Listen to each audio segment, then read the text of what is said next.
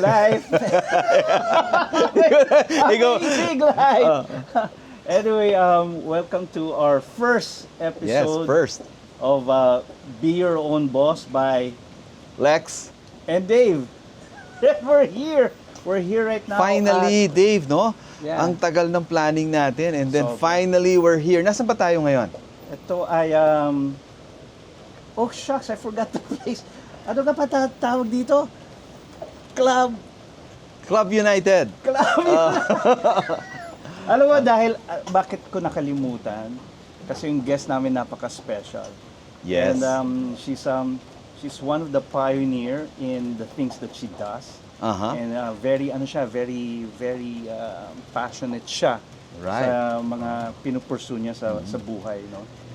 She's one of the first instructors ng mermaid swimming. Wow. I don't know if I Oh. got that right, but you know, sa buong mundo, sa Philippines ang unang nagturo ng mermaid swimming. Mermaid. Parang Jezebel, mga Parang ganon. Jezebel. Wow. Oo. And self-taught to, by the way. Wala nagturo sa kanya. And I'm very happy, and we're very happy ni Lex that she's here with us today. Right. And you want to introduce her? Ako na. Oh. Sige, introduce mo na siya. Oh, introduce mo. Teka, paano mo ba siya nakilala? Paano ko ba siya nakilala? Oo. Alam mo, siya ay classmate ko nung high school. Mhm. At crush siya ng bayan. Crush ko siya! Wala nang iba kundi si Miss Arabel Jimenez. Yay! So, Ara, thank you for joining us sa aming first episode. Yes, We're Ara. very happy to have you join us. Please, explain nyo nga sa amin. Explain nyo nga. So, sobrang kinakabahan. Ara, please explain how you got into mermaid swimming. Thank you, David and Lex. Yes. Thank you for having me here in your show, and congratulations on this first episode. Thank you. Thank So you. my name is Arabel Jimenez, and I'm also called Mermaid Arabel, and I'm a professional mermaid and a certified diving scuba diver, and I've been doing mermaid swimming for the past 10 years. Wow, and 10 years. and I'm a certified PADI rescue diver for the past 25 years. So, ang mermaid swimming kasi, it's a mixture of sports and arts because it's also like free diving and at the same time artistic movements. So, it's less of a sport in a sense na we do a lot of events, more of events and underwater choreography, ganyan. And it's also an advocacy for me to help other people learn how to love the water and by way of mermaid swimming. Wow. So, when did you start doing this? In 2013, me and my friend Norma, who's based in Boracay, she opened actually the first ever Philippine Mermaid Swimming Academy, and I was she called me up and told me to, take care of the Manila-based clients who would like to learn how to do mermaid swimming, either for workout or to learn how to love the water, just appreciate the ocean. Because we don't have oceans here, so Yeah. we do it in Metro Manila. We do it in the swimming pool. Oh, just like here. Yes, just like here in this club. And there are different levels of mermaid swimming also. And as an instructor, we have certified instructors also in mermaiding. We call it mermaiding now. Mermaiding. Shortcut. Oo. So, sino ang nagsa-certify pagdating sa pagiging instructor ng mermaiding? Actually, ako yung nag-certify. Okay. But I'm not very active right now in certifying because I'm more on the side of organizing events and mermaid parties. Oh, wow. Yung mga dati kong mermaid swimming students, ngayon sila yung professional mermaids for performances, underwater choreography and numbers. Ganyan. I have my own. May age limit ba?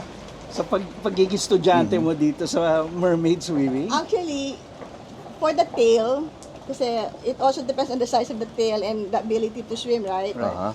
So the earliest you can learn this with the mermaid tail is mga 6 years old.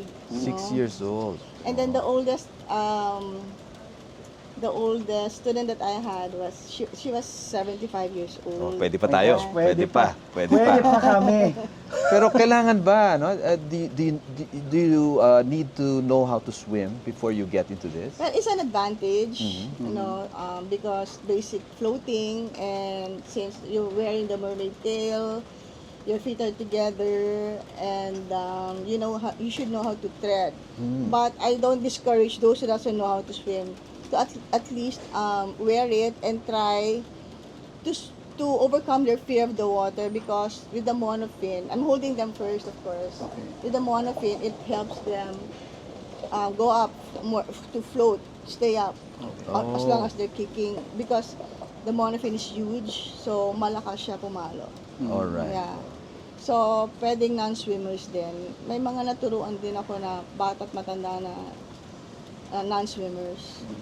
Na natuto ng lumangoy, kahit pa paano marunong sumisid, di ba? Galing. To cross the That's- pool. that's Minimum. really Yeah. interesting. Oh. Ang introduction ko siya kasi before yung Man from Atlantis, yun lang alam ko eh. Yung napapanood ko, di ba? Ay. Napapanood mo yun, no? Yung dati. Yeah. Oo. TV series yun, di ba? Oo. Ganon din ba ang basics pag naglalangoy? Well, yung with Man from Atlantis, ang nakikita ko sa kanya, because he has feet may legs siya, di ba? So, Right. Oo. nag-kicks pa rin siya. Pero yung arms niya, gumagano Ganon lang siya, siya. di ba? So, sa mermaid, pwede rin yun. We also use parang breaststroke, Okay. but the kicks are like more dolphin kicks. Basically, it's like butterfly kicks. Oh. Di ba? Butterfly kick, Sabay, so, oh. feet are together, Mhm. but this one's underwater. So, it's a mixture of that. It's not just one kind of stroke. That's why it's so different with traditional swimming. So, Alright. this is, kasi alam nyo, si Arabel, ang dami niyang ginagawa. She's a tennis player, she plays rugby, so is her daughter. Mhm. Ang dami ginagawa ni Ara, she's a vlogger. She has her own company, by the way. Tell us about your company, yung Build Me Up Corp. Yes. Build Me Up Corp is a PR and communications consultancy company and a media relations outfit.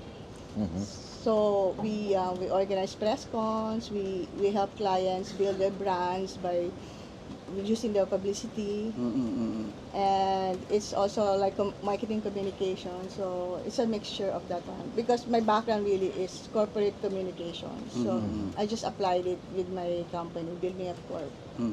All right. And So- you're the owner? Yes, I'm a co-founder of Build Me Up Corp and the managing director. So Build Me Up, is this your bread and butter? Well, basically, yes, it is. Because the company has been there for the past 20 years. in Okay. fact. And, but at the same time, since I have my own company, and I'm my own boss, I have the Wow. time to do other things. Like sinasabi ni David na marami akong ginagawa. Mhm. It's just really time management.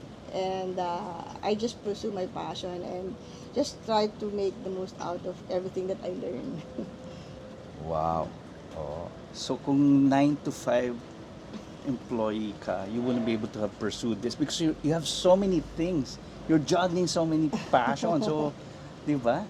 Well, if you're a 9 to 5 employee, you can do it after work, right? If for pag mermaid swimming, you can pursue naman any sport or any artistic activity. But to make to make it more fruitful and to earn use profit somehow, di ba? Right. Is you have to put more time in it. So yun lang naman ang difference. But it's really also time management. Yung mga ginagawa ko sa like sports, like I used to play touch rugby for the national team. And this is in fact our home court, this field behind you. Nag-work pa ako ng 95. Pero I was also a dancer with power dance. After school yan, after my 9 to 5 job. So we rehearse, we practice after work. Wow. So pwede naman. But in my later years, and since I have my own company, I get to do more things like travel, Mm-mm. and write, Mhm. because I also write for Business Mirror. Mm-mm. Um, Katulad Oo. mo. Oh, pares kami. Pareho kayong Oo, BM. pares kami. Oo. parang BM. Classmate kami sa Classmate. Business Mirror. Yeah. Yeah, basically journalist. Yeah. Oo. I'm a travel journalist. We also have our own motorismo publication, which is a motoring and tourism online publication. Wow. Oh. Sabi mo kanina, because you are your own boss, di ba? Sabi mo, you get to do all of these things. Can you just, I mean, quickly, briefly tell us or share with us, how did you become your own boss? Well, well, first of all, you don't really need a big investment, money-wise. You can start from something small, just pursue your passion. Like, for example, mermaid swimming. I invested on my tails. Actually, the most expensive for me are my tails because I buy them from another country, from Germany and the US. Oh. I invested on this equipment, like as a diver, it also helps. And you just have to you need other people also for support, because you cannot do it. I always say that you can't do it alone. You need to have a good network also to spread the word that this is what you do. And dapat meron ka ring advocacy, because for me, my advocacy with my mermaid swimming is to help kids and adults overcome the fear of the water, because we live in an archipelago and many don't even know how to swim, diba? So basic knowledge to actually swim Yeah. is very important. It's a life-saving Oh, yeah. talent, Tama, or tama, skill. tama. So Yeah. yon, and we want to make it more magical. And being a mermaid is something. It's like a fantasy or coming out of a fairy tale. So we want it to be more interesting to kids. Yung hindi sila napipilitan sa traditional swimming na you have to do this. Yeah. Mhm. So parang for me, I would suggest that to learn mermaid swimming first, boys or girls, walang gender yan, no age limit really. All shapes and sizes. And then when they have confidence in the water, that's the time they can actually do traditional swimming, because you really need to know the basic strokes. Yeah. So David, pwede ka, no? Para mas magical ang iyong experience sa, Why not, di ba? swimming lessons, di ba? Be a merman, no? Merman. Merman. Pero tama si Ara eh. I mean, you did say it right na swimming is not just a hobby. It can be something that's life-saving. If you're in a situation, di ba, na either you need to get out of there, if you're in a situation na delikado, or if you need to save somebody, swimming is very important. Right. Wow. So, ito lang masasabi ko, because she's her own boss, she's able to pursue this. I would think, because I was employed for the longest time, I attempted to set up businesses, but most of my time was really employed. Kami ni Lex, we were employed for the longest time. So, we're both into photography, and we had difficulty really pursuing it because of the work, the load of work. But what you just said, time management, because you are your own boss. Nobody tells you, di ba? Yeah. Nobody dictates on you, you should be doing this, given the deadlines. Ikaw nagde-define nun eh. And you're able to pursue this, kaya galing hangout sa'yo. So mga secrets, you. no? Yeah, time management, where shinare ni Ara kanina. Investment. I mean, Investment. if you want to be your own boss, siyempre may kasama ring Yes. investment, di Kahit ba? konti, meron pa rin. di Meron ba? talaga, walang endeavor na you will not make an investment, no? Support system and a network, no? Yes, Sabi mo rin. Hindi support pwedeng system, ikaw yeah. lang mag-isa. Dapat meron ka ring network. Yeah. For meron example, ka- I cannot do mermaid swimming all over the world, all over the Philippines at least. Diba? So my former students are now helping me out also. Oh, wow. Oo. So they have their own Instagram pages, kinukuha na rin sila ng mga ibang companies, and when I need them, I employ them when I have a project. So, and they assist me when I have a lot of students. Oh. Mahalaga rin na yung passion mo nandun because you need to love your job. You need to love what you're doing or else you're not gonna continue it. Right. You were featured on BBC. BBC! Ako Yeah. ABS-CBN lang eh. Ito BBC. So tell us about that. Well, I was first featured locally, in the local news, ABS-CBN, GMA. I was like a guest in Umagang Kay Ganda and the counterparts of other talk shows because maybe they saw it in the newspaper or something. And then Reuters, actually it was Reuters who called. They wanted to interview. And then they put it out in the news in Reuters. And then they picked it up already in the Newswire. So it came out in BBC. I was introduced.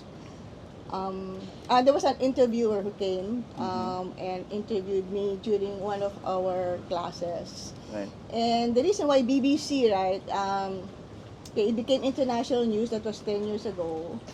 Because during that time, it was the first time they ever heard of mermaid swimming academy or instructions going on, mermaid lessons. Sa Pilipinas yun, na unang na-introduce, right? So, but there are other mermaid performers, in the US, Florida, in aquariums, they have all these wonderful mermaids, beautiful mermaids. But wala talagang schooling. There's no school. So it was news for them apparently. That's why we came out in the world news. So when you Google Mermaid Arabelle, you will see different news sites all over the world that talked about mermaid swimming in the Philippines. And that's the reason why some of the producers like ABS-CBN, they got me for Jezebel. Jezebel. Sino estudyante mo dyan? Oo nga, sino yung tinuruan mo Sino doon? tinuruan mo dyan? Well, hindi lang ako, may mga instructors din naman ako sa Ann Curtis, some of the cast, yung mga bata, di ba, may mga little Jezebel. Di ba, yung mga, that's how, yung mga plot nila when they were kids. Ganyan. And I was also part of the cast. Wow. Wow. As one of Artista her ito. mermaid friends. Well, it was fun. So, we did the shooting in Lobo, Batangas. It's really out there in the sea.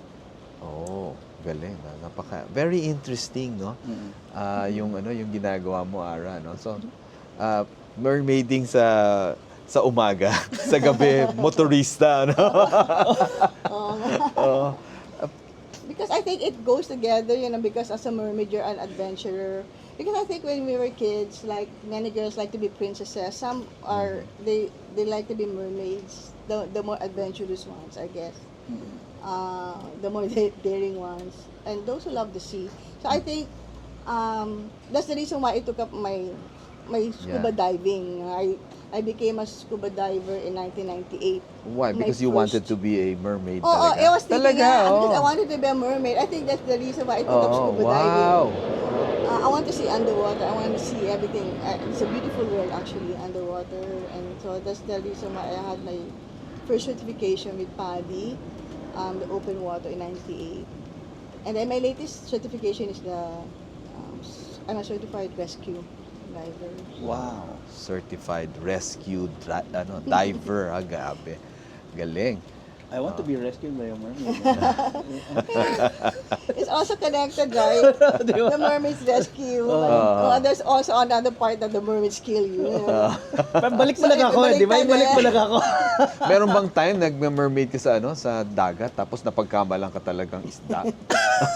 Wala naman. Di ba? Kasi yung fins, gumagano-gano lang. No? Well, yeah, sometimes I bring my tail pag kasi mabigat dalhin, if it's not really for work or if it's just really for fun, pinag-uusapan namin yun kung dadalhin namin because it's actually heavy and bulky, and if you're going to bring it using pag sa ibang lugar na kailangan ng eroplano yung flights, It really is. Oh, Oo. yeah, it's heavy. It's considered a sport equipment Yeah. na separate yung payment. How heavy is So, that? It depends. Hindi naman ganun kabigat, pero Oo. malaki. Malaki siya. Bulky, Oo. bulky Bulky kasi siya. Oh. Yeah, it's wide. Okay. Wow. Kaya pala. May special ano yan siguro, no? Lalagyan. Yeah, May tsaka special may bag. special box. Yeah. Box. Oh. And iba-iba din naman kasi yung materials. Mm-mm. Ang merong military grade nga na monofin, merong Military plexiglass, Bulletproof yan. merong, Pang Aquaman yun ha, pang Aquaman. pero meron din ako mga lalaki na na tinuruan na Okay. nag-guest ako sa isang show and some of the guys were using it also. Yung mga Brazilian models, di ba nauso yun, no? Yung mga Brazilian models, tapos lalaki na katawan nila, tapos Brazilian laki models tail. na naka-Brazilian cut. Oo.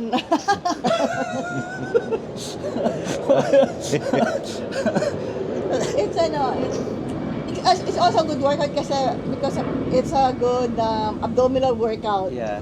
Okay. Oo. So magpapalit ako ng tiyan, maganda ba? It Mare-recommend mo helps. kayo? Yeah, It it helps. pwede. Also, Pwede. with May the pag-asa, diet, may of course. pag-asa. May pag-asa to. With the diet, of course. So, But do you still teach now? once in a while, I'm on call. Kumbaga, Okay. I'm not really advertising it Alright. out of my way, Mhm. So, Mhm. but they heard me from, word of mouth. Right, right. I still do. Right. I go to them if they have a pool. They can book a pool in a country club or Mm-mm. if they want to bring me to Anilao, they take care of the whole thing. Oh, wow. Yeah, so and then mermaid parties also, Alright, so okay. kids and adults. And also there's mermaid shows like birthday parties. They would book, let's say Manila Ocean Park, for example. They book an aquarium. Yeah. Pero may requirement kasi ako ngayon dyan. I'm so very conscious with swimming at the same time in the aquarium with fish, with live animals. So as much as possible, we don't want to do that. Okay. Oo. Because it disturbs their peace, Yeah, yeah. And so I don't encourage really but swimming in an aquarium with live With live, with fish. Because it Other- disturbed the fish. because it disturbs may manta pa yun and all that. Oo, ang oo, dami. oo. So, para ano. So this passion of yours it gave you opportunities to also visit many diving sites and all these fantastic places around the country. Yes, it also helps because I write about dive tourism. Usually the Department of Tourism, the regional director would invite me to go to their provinces, and then I feature there.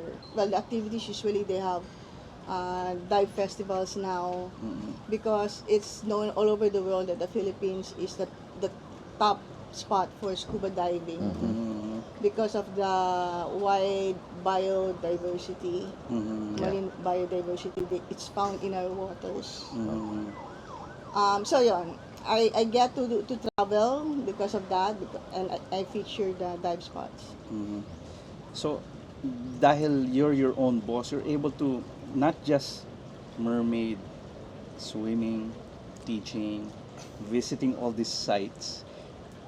Madami ka pang pinupursue. You're a vlogger and you're doing articles for Motorismo. Yes. Motorismo.ph. Motorismo is a motoring and tourism online site, news site, and we feature the brand new cars, the latest cars. We do car reviews, and at the same time, since we do car reviews, I write about the destination. And my partner, Mon Shenares, he's the one who reviews the car actually because he's a mechanical engineer, so he knows what he's talking about.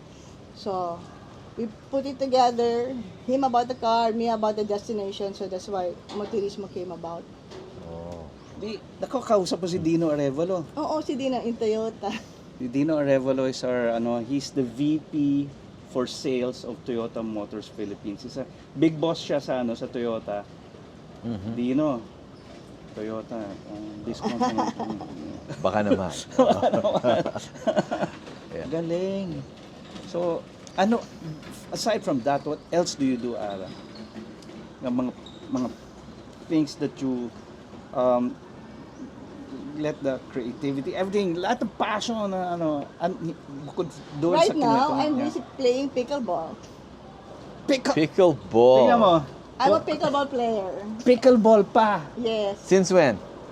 1 year ago. 1 year ago. Mm. Di ba yun yung nauson? 1 year? A year Uso ago. pa rin siya ngayon. Hindi sa doon nag-start yung Oo. craze, di ba? Wow. Yeah. I play pickleball 3 times a week. O, di ba? May schedule pa. But 3 times a week. Pero nag-skip siya because of this interview. Oh, di ba? ayun, time management. So, kahapon nag-pickleball. Yun, no, di ba? Yeah, I play 2 hours of pickleball 3 times a week. There are pickleball courts here in Merville, in the community. There's almost every city, I think, may pickleball court now. It's getting more popular. So, it's a sport that's easy to learn. So, I also encourage you to learn that. Pickleball. After mermaiding. We'll try. David. Because I played tennis with, you also Mm-mm. play Yeah, I tennis. play- yeah. I play, naglalaro kami ng tennis ni Ara eh. Hindi ko kaya. Masyado siya. Grabe ka naman. Hindi ko No, kaya. no, it's But, very sporty. Yeah, I Very. think the tennis helps Yeah. with pickleball because practically it's like tennis, badminton, ping pong. Oo. So it's a good background. Let me get back to dun sa being your own boss, no? Anong, aside from, you get to do a lot of things, ano pa yung advantages that you are your own boss? Well, you have your own income, di ba? You can actually, well, the frequency and your income depends on how many times you want to do it also. So since you can relax, you have time to work really hard, and Yeah. there's also time to party really hard. Work hard, party harder, and even go, travel. Since Oh. well, personally, because I go to the States because my mom and my daughter, they live there. So, I get to have extra income for me to allow myself to go in another country. Diba? So, it's important to have an extra income aside from your regular salary. So, I think that's a good motivation also for those who are thinking of pursuing their passion and making profit out of it. Yeah. So if you're your own boss, you don't just stick to one income stream, no? Pwede ka pang mag-venture into other income Yeah. streams, no? Yeah. Kasi ikaw naman ang boss mo, no? Yeah. You will not Oo. fire yourself Yes. naman, di ba? And it's not always also about the money, but Right. it's also the experience, diba? I mean, like, writing for Business Mirror is not something that you're gonna get rich out of, right? But it's your passion to write and to report and to share what you experience to the public. So, Yeah, right. it's not always the income, really. Galing. Maraming gustong maging their own boss, di ba? And in fact, that's why we have this podcast. It's because Yeah. a lot of people really want to be their own boss. Pag ini-interview ko yung mga bata pa, no? Yung mga kaka-start pa lang sa career, when I ask them, what do you want to be? I mean, eventually, what do you want your career to where do you want your career to go? Eventually, I want to set up my own business. No, why? Because I want to be my own boss. No? Yeah. Ano ang advice, pwede mo maging advice sa kanila? Well, as a boss or as someone who wants to have a very a good living, you're disciplined also eh. Okay, disiplina, honesty, di ba? Importante yun. Your integrity and your name is out there. So, dapat hindi masira yung pangalan mo. It depends on what they want to do eh. But start with something what you love first. Okay.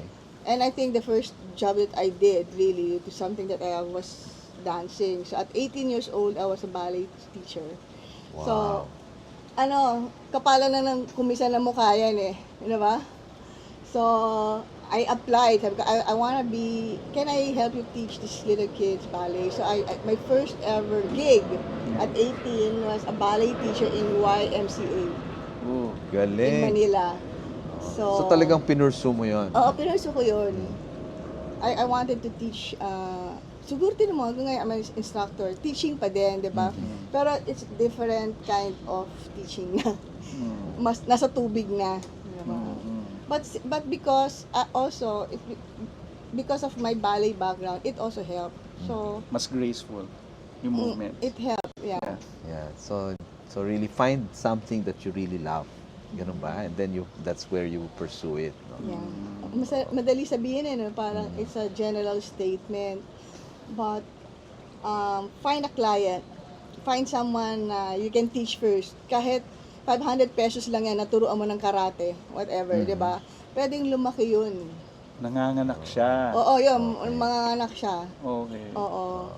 So something you love, but you have to find the client. Yeah, No? find a client, Oo, di ba? or that, He's gonna oo. pay you. Right. Yeah. oo. So, it has to be, mahirap kasi magbigay ng libre, you know, because they will not find any kind of value Value. in it. Right. So, kahit tinuruan lang kita ng 1 hour of judo, whatever you like to teach, or drawing, or photography, or Yeah.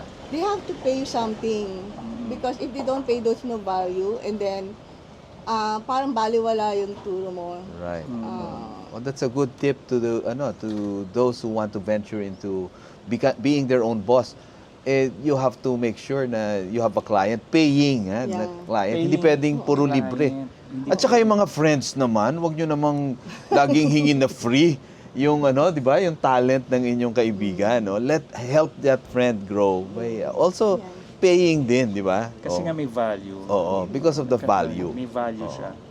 So, and then word of mouth ngayon, di ba? If you have a happy client, o sige nito, ganyan. And especially it's easier now because the social media, Right. they can post it, you know, and then if you want to make it, kasi some agents, well, some corporations, kasi if you want to make it really big, register your company. Register it in either DTI, SEC, ganyan. So you will, you can issue invoices, parang it's not under the table, ganyan. Kahit Right. gano'n lang kaliit, Uh-huh. diba?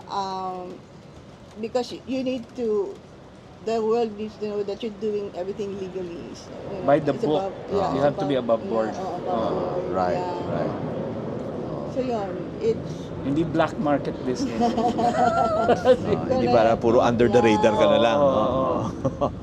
Ayan, tama. So, let's, also, yung business, eventually, it will come to a point na kailangan mo nang i-register. no? correct, yeah. And you have to pay your taxes. Okay. Yeah. Good. Yeah. Okay Oo. to. Ara, ang dami kong natutunan, no? Ang dami naming natutunan sa iyo today, no? Saglit lang tayo nagkwentuhan, no? Mula sa ilalim ng tubig hanggang sa driving and Actually, mahaba kami nagkwentuhan. Nag-lunch pa kami. Bago nito. Pero, Ay, hindi pa natin siya nakilala ngayon lang. Akala ko ngayon lang natin siya nakilala. Kanina pa ba? Kanina pa Okay. No, naman eh. But we're happy that you Yes. you joined us today. This is the first time we're doing it, so wala kaming script or anything, but we're so happy that you gave your insights Yes. on the fruits of being your own boss. And for our viewers who would watch this, I'm pretty sure they're able to, ganun siya talaga. Yeah, you have to find the time, you have to invest, you have to make sure everything's above board. Right. And it's really pursuing your interests, your things that you're passionate about. Because it will eventually grow and you're able to do other things pa. And travel is a big thing for Filipinos, right? Especially right now. Travel talaga eh. And kaya if I'm just picturing kung 9 to 5 ako, yes, you're right. I'm able to do these things, but not to the level of which Ara was able to achieve. Kaya, galing Ara. Thank you so Thank much. you. Thank you for having me. Thank you very much, Ara. So, there you So, go. there you go. Wow. So, First episode. Congratulations, David. and to you Finally. And because of Ara. Okay, so that's our first episode too, of Be Your Own Boss, by Lex. and Dave. Okay. Stay tuned for our next episode, and don't forget to like and subscribe. Tama ba yun? Like and subscribe? Subscribe or share or what? Subscribe, like Like and and share. share. Yan. Alright, so thank you very much. Thank you, thank you. Thank you, Ara. Thank you very much, Ara. And Yes, you're palakpakan welcome. natin si Ara. Wow. Don't forget to subscribe, like, and share. Mermaid Arabelle. I'm on Facebook and Instagram. Yan. At ang link niya ay nasa Maraming links. Sorry. Maraming links. nasa ting gagana lang, no? Oo. Wellness.ph for my lifestyle blog and motorismo.ph for the motoring and tourism online publication. And your Thank company, you. yung PR company mo. Oh yes, Build Me Up Corp. BuildMeUpCorp.com. Oh, ganun. Build me up Buttercup. Buttercup. Pero Ah. buildmeup.com. Buildmeupcorp.com. Build me up. Yes. Alright, Thank thank you you. very much. Thank you, everyone. Amazing life Amazing life, beautiful life. and Yes. beautiful life. Beautiful life. Okay. Thank you. Bye. Hi, ako si Arabelle Jimenez o ang pambansang Selena. Be your own boss.